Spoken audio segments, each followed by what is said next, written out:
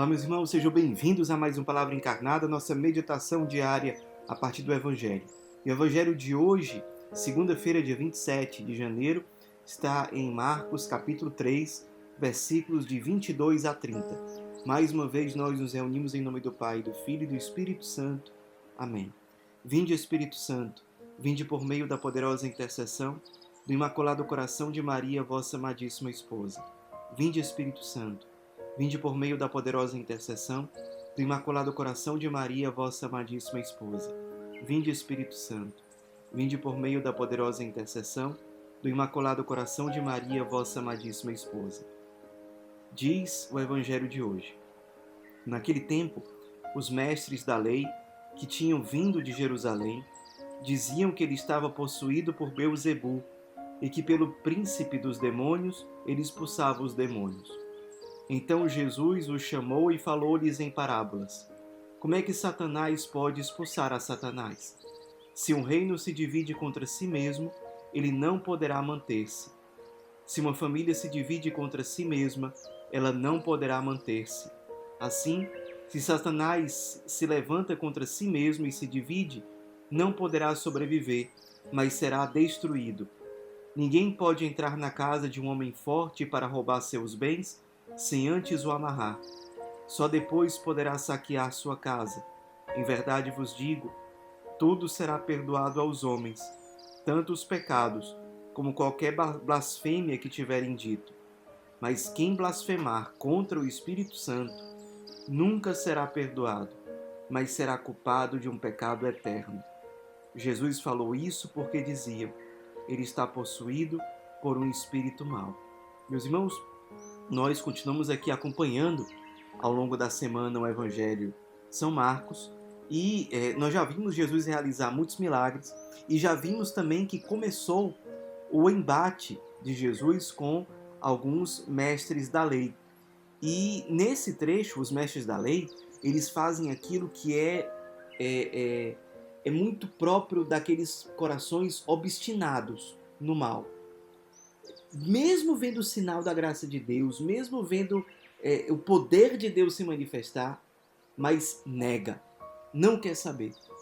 Então, mesmo Jesus tendo realizado tantas curas, tantos milagres, tantos sinais, os mestres da lei se fecham e dizem, se ele faz isso, é por conta do príncipe dos demônios, é por isso que ele consegue expulsar os demônios. E a justificativa que eles encontraram foi essa. E Jesus diz, olha, mas isso não faz sentido. Porque nenhum reino dividido se mantém de pé. Como é que os demônios vão brigar uns com os outros? Né? Então eu, possuído por um demônio, movido por um demônio, vou expulsar demônios que estão nas pessoas? Isso não faz sentido.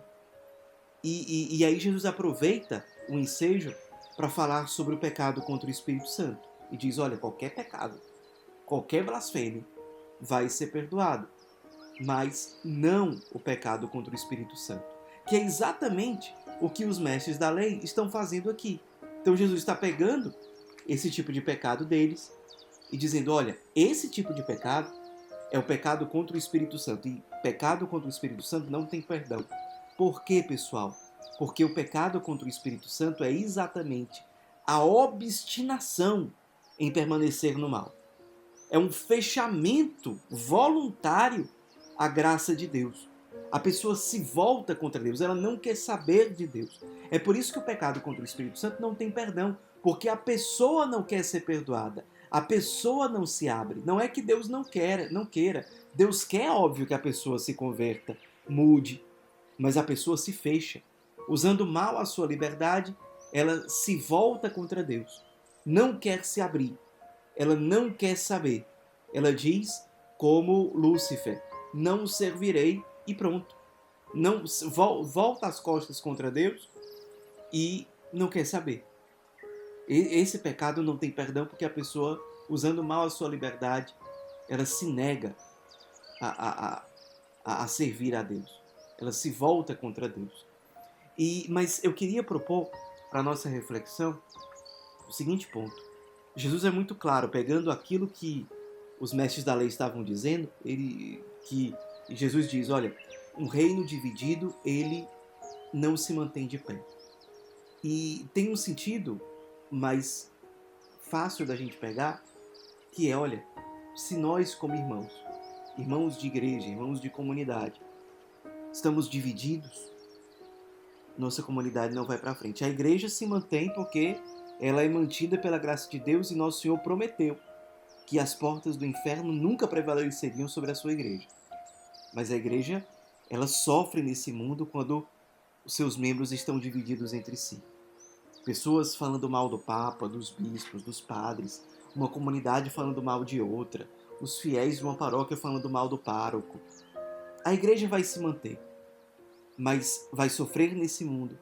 Os frutos que poderiam ser gerados não vão por conta da divisão. E vale a pena a meditação.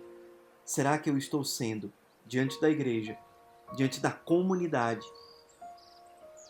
um instrumento de unidade ou um instrumento de divisão? Vale a pena na nossa oração pessoal hoje meditarmos sobre isso.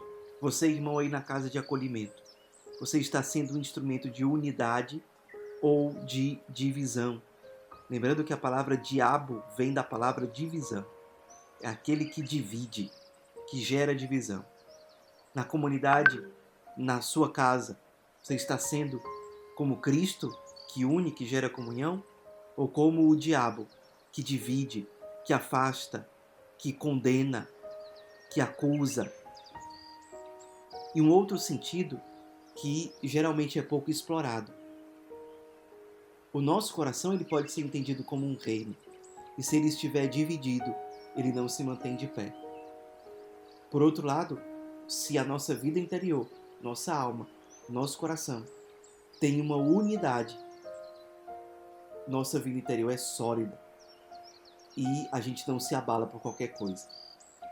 A gente está dividido, por exemplo, quando por um lado a gente diz, quero ser de Deus, mas por outro, quero essas coisas do mundo. Por um lado, quero aquilo que não passa.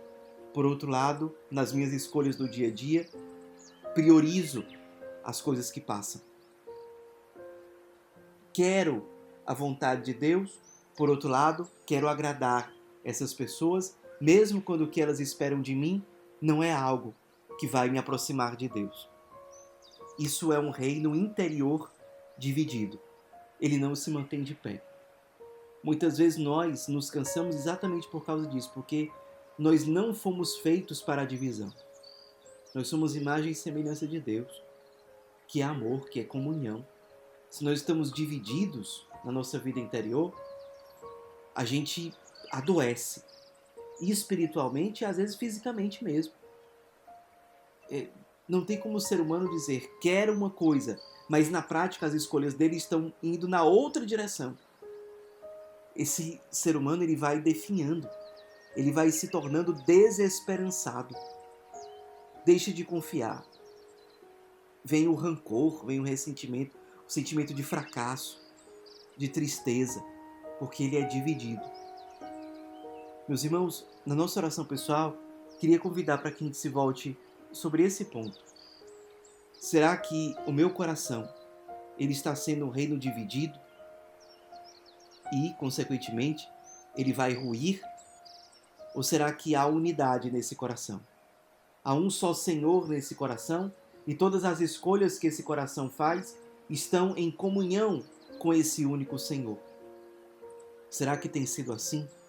Um grande instrumento que nós temos para gerar essa unidade de vida é o projeto de vida. Será que você parou nesse começo do ano, quem sabe no final do ano passado, para rezar sobre o seu projeto de vida, para ajustar o seu projeto de vida? Ou será que você nem pensa nisso?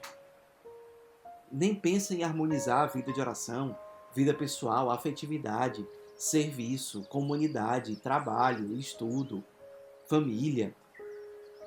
Se você não reza sobre isso, não planeja em Deus sobre isso, realmente você corre o sério risco de ser um reino dividido.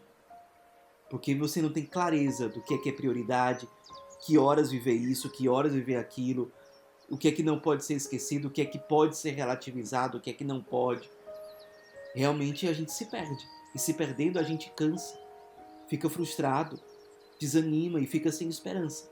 Estamos no ano da esperança, ano jubilar.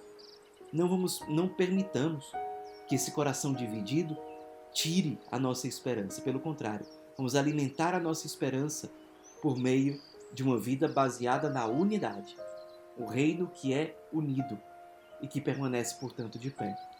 Meditemos hoje sobre isso e principalmente coloquemos metas. Que passos nós precisamos dar para que o nosso reino interior, nosso coração, não seja dividido. Que a Virgem Maria, Senhora da Unidade, interceda por nós. Ave Maria, cheia de graça, o Senhor é convosco. Bendita sois vós entre as mulheres e bendito é o fruto do vosso ventre, Jesus. Santa Maria, Mãe de Deus, rogai por nós, pecadores, agora e na hora de nossa morte. Amém. Em nome do Pai, do Filho e do Espírito Santo. Amém.